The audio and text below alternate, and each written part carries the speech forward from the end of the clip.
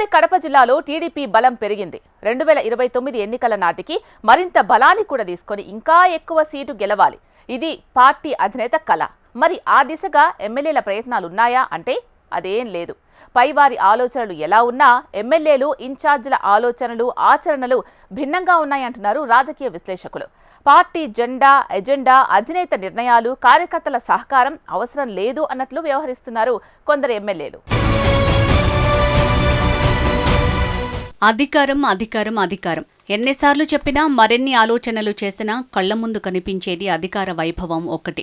ఈ అధికారమే లేకపోతే ఏం చెయ్యలేం, బతికున్నా ప్రయోజనం లేదన్నట్టు ఫీల్ అవుతుంటారు చాలామంది నాయకులు. ఉమ్మడి కడప జిల్లాలో అధికార పార్టీ నాయకులు కూడా ఆ దిశగానే పనిచేస్తున్నట్టు కనిపిస్తున్నారు. ఎన్నికల కోసం పెట్టిన పెట్టుబడి, భవిష్యత్తు ఎన్నికలకు కావాల్సిన ఖర్చుల కోసం అన్ని దారులు తొక్కుతున్నారనే విమర్శలు ఉన్నాయి. తెర మీద ఎన్ని మాటలు మాట్లాడినా తెర వెనుక పరమార్థం ఒక్కటే, అదే డబ్బు అధికారం అన్న సత్యాన్ని అనుసరిస్తున్నట్లున్నారు.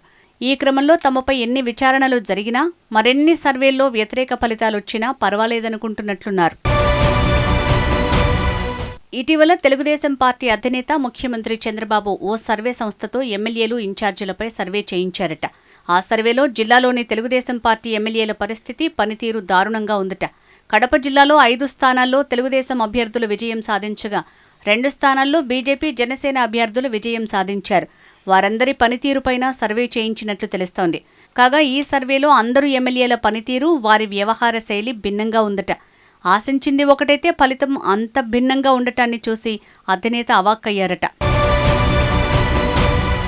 కడపలో జరిగిన మహానాడుకు ముందే పరిస్థితిని తెలుసుకున్న ముఖ్యమంత్రి కడపలో మహానాడు ఏర్పాటు చేసి నష్టాన్ని కొంత తగ్గించే ప్రయత్నంలోనే కొన్ని చర్యలు చేపట్టాలని పార్టీలోని కొందరు క్రియాశీల వ్యక్తుల సమాచారం. కాకపోతే పార్టీని గెలిపించిన ఓటర్లను గౌరవిస్తూ గెలిచిన ఎమ్మెల్యేల కోరిక మేరకు అక్కడ మహానాడు నిర్వహించినట్టు చెప్పుకొచ్చిన అసలు పరమార్థం మాత్రం రాయలసీమలో టీడీపీ ఎమ్మెల్యేల గ్రాఫ్ పడిపోయిందనే కారణంతోనే చంద్రబాబు అలర్ట్ అయ్యారట.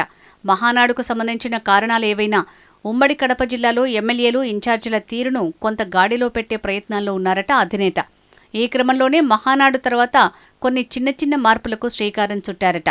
ఈ మార్పుల్లో భాగంగానే కొంతమంది పాత నేతలకు, పార్టీకి దూరంగా ఉన్న నాయకులకు, పార్టీ మీద అభిమానంతో సీరియస్గా పనిచేస్తామని ముందుకు వచ్చే నాయకులకు కొంత ప్రాధాన్యమిచ్చే ప్రయత్నం చేస్తున్నారట. పరిశీలకులుగా, సమన్వయకర్తలుగా నియమిస్తున్నారట.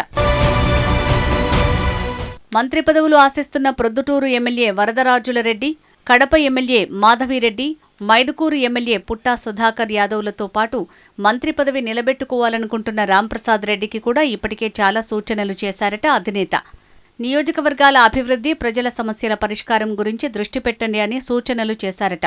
గెలిచిన ఏడాదిలోపే ఇంత వ్యతిరేకత రావడానికి గల కారణాలు తెలుసుకోవాలని కూడా హెచ్చరించారట చంద్రబాబు. అలాగే పార్టీ కోవర్టుల విషయంలో జాగ్రత్తగా ఉండాలంటూ పదే పదే హెచ్చరికలు చేస్తున్నారట. అయితే ఇవన్నీ ఇన్ఛార్జీలు, ఎమ్మెల్యేలు విని వదిలేయటం తప్ప ఆచరించే పరిస్థితి ఉందా అనే ప్రశ్నలను పార్టీపై ప్రేమ ఉన్నా, క్రమశిక్షణ కలిగిన సీనియర్ నేతలే వేస్తున్నారట. రాబోయే స్థానిక సంస్థల ఎన్నికల్లో గౌరవప్రదమైన స్థానాలు దక్కించుకోకపోతే భవిష్యత్తు ప్రశ్నార్థకమని భావిస్తున్నారట. ఈ క్రమంలోనే నియోజకవర్గాల్లోని అధికారులతో, పార్టీ ప్రజాప్రతినిధులతో కూడిన మీటింగ్ ఏర్పాటు చేసి ఇమేజ్ డ్యామేజ్ కాకుండా అభివృద్ధి, ప్రజా సంక్షేమానికి సంబంధించి చర్చ జరిగేలా కార్యాచరణ రూపొందించారట.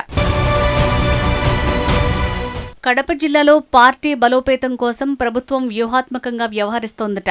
ఇప్పటివరకు చేసిన పనులు చాలు, ఇక అధికారులతో కలిసి ప్రజలకు దగ్గరగా ఉండి మంచి పేరు తెచ్చుకోండనే మెసేజ్ పంపిస్తున్నారట. ఏదేమైనా 6 నెలల తర్వాత వచ్చే మున్సిపల్ ఎన్నికలు, రాబోయే జనరల్ ఎన్నికల కోసం జిల్లాలో చర్యలకు శ్రీకారం చుట్టబోతున్నారు అన్న అంశం చర్చనీయాంశంగా మారిందని చెప్పొచ్చు.